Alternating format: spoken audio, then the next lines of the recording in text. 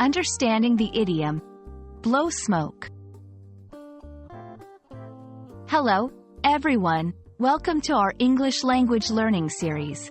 Today, we're diving into a fascinating English idiom, blow smoke.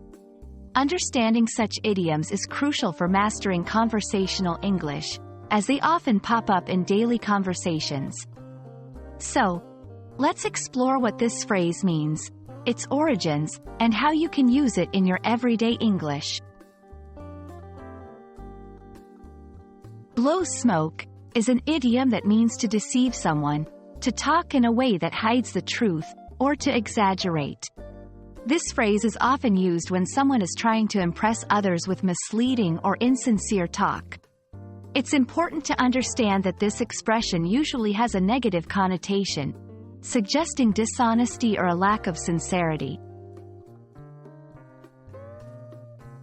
The phrase, blow smoke, is believed to originate from the early 20th century.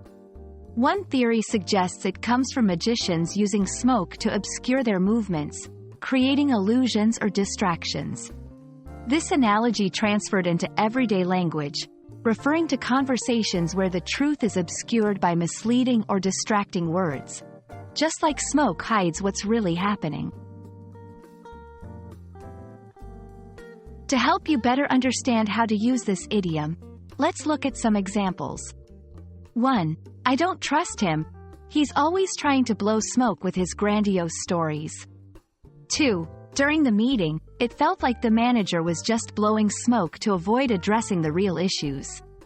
3. She's not really going to help you. She's just blowing smoke. Notice how in each example, blow smoke is used to indicate someone being deceptive or evasive. There are other idioms and phrases with similar meanings that you might find interesting. Pull the wool over someone's eyes.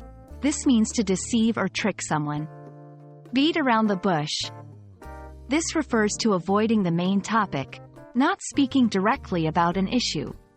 Understanding these similar phrases can help you enrich your conversational skills in English. I hope this video has shed light on the meaning and use of the idiom, blow smoke.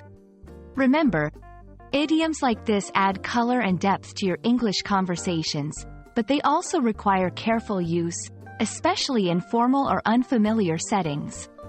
Happy learning! And see you in our next video for more insights into the fascinating world of English idioms.